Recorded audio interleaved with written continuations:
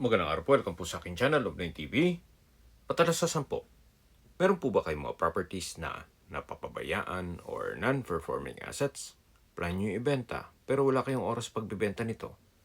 Kung ito'y pagkakatiwala nyo po sa amin, tawag lang po kayo sa aking numero. Usap po tayo. Gawan ko po ng video for free. Yes, libre po. Wala po kayong babayaran. Tutulungan pa namin kayong mabenta ang inyong property. Kami na po bala sa marketing, sa boosting or paid ads. Even sa tripping, hindi na po kayo mapapagod sa pag-entertain ng mga buyers. Kami na po bala sa lahat. Tawag lang po kayo. Nandito po tayo ngayon sa Winds Residences Tagaytay, kung saan meron po tayong bagong video presentation, isang condominium unit na facing Taal. Ito po yung lobby at dito naman po yung hallway na papunta naman sa unit na for sale. Ito pong unit ay may floor area na 35 square meters at fully furnished. Welcome po dito sa condo unit ni Ma'am at Sir. Ito po yung kitchen. May kitchen countertop. May stainless sink with faucet. Meron pong wall-mounted wooden rack na pwedeng lagay ng mga kitchen utensils. At dito naman po yung living area na may lazy boy sofa. Then meron pong picture frame mirror sa taas nito. Naka-ceiling cove design, may center lamp. At dito naman po may wall-mounted rack na may TV, electric fan at maliit na table. May mga painting na rin sa wall. So wala na po kayong ipapagawa dito. Ito po ay ready for occupancy. At ito naman po yung bedroom. Meron pong double deck. May open shelves. May wardrobe. Pulido po ang pagkapintura ng ceiling at wall. Meron din pong split type aircon, center lamp. At yan po yung wardrobe. Then may wall mounted na wooden shelf. Ito naman po yung double deck. Napaganda po ng disenyo. Ito pong staircase ay ginawang drawer. So dito naman po yung access door papunta dito sa balkonahe o terrace. Meron po itong coffee table at napaganda po ng tanawin. Napakaliwalas, sariwang hangin, at malamig po ang klima dito.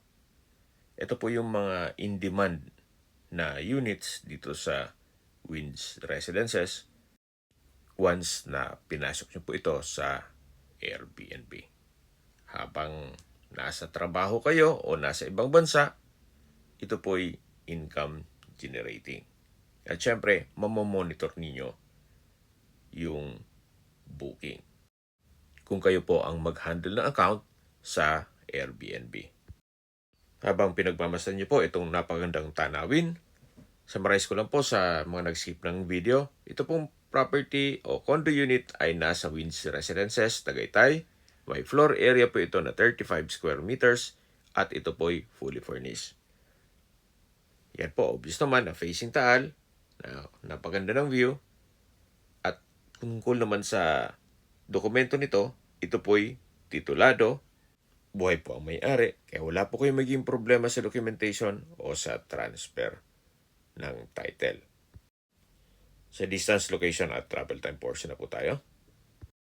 Ito po'y malapit sa lahat. Gaya ng restaurants, coffee shop, Mahogany Market, Robinsons Supermarket, Sky Ranch, even government offices dito sa Tagaytay. Gaya ng City Hall, Register of Deeds, Regional Trial Court, at marami pong iba. Malapit din dito sa schools gaya ng City College of Tagaytay at Mater Dei. Malapit din po ito sa Tagaytay Rotonda. Ang distance is 3.4 kilometers at ang travel time is 17 minutes. Kumpleto din po doon gaya ng malls, hotels, restaurants, banks, schools, church at hospital. Yan po yung lagi kong binabanggit sa aking video na dapat nyo kinukonsider sa paghanap ng property, yung meron pong malapit na hospital. Hindi ko naman po sinasabing sakitin kayo. Yan naman po ay for emergency purpose lang naman. At mula naman po sa Calac Silang Interchange, ang distance is 19.1 kilometers at ang travel time is 38 minutes.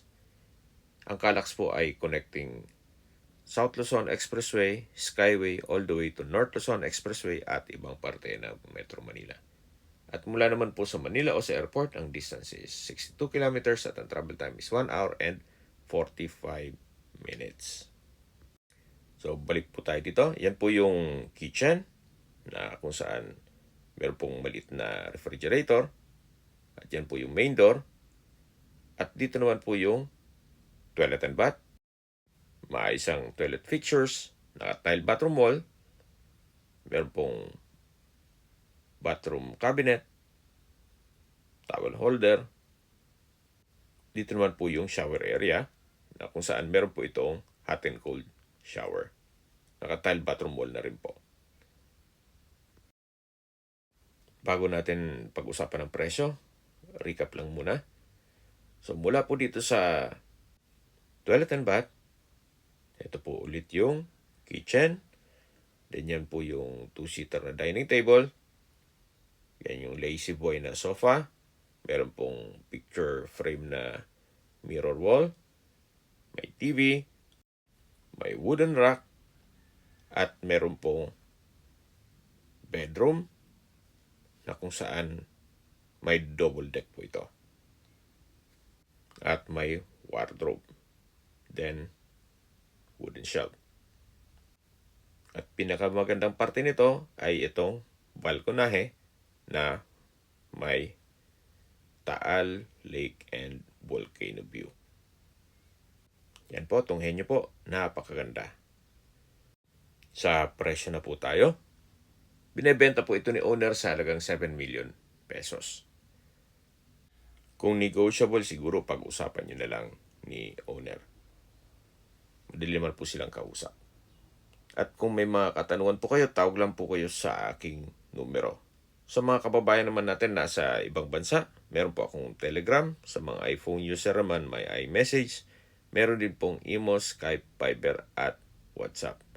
Same number lang po, 0917-316-3399. Masingit ko lang po, meron pong Sky Lounge dito sa Queens Residences at ito'y para sa lahat ng unit owners at guest nila. Sa mga nagtatanong naman po ng aming Facebook, meron po aming Facebook page na Nov9 TV at Facebook Reels Video. Meron din pong TikTok at Instagram. May ibang YouTube channel kami na The Nov9 TV channel at Nov9 TV Listings. Sana po naibigyan yung aming video presentation. Paki-like and subscribe na lang po sa aking channel para ma-update din po kayo sa aking future listings. Kung sakali po hanap nyo ay mas malaking sukat ng lupa, meron din po kami ibang listings na pwede nyong pagpilian.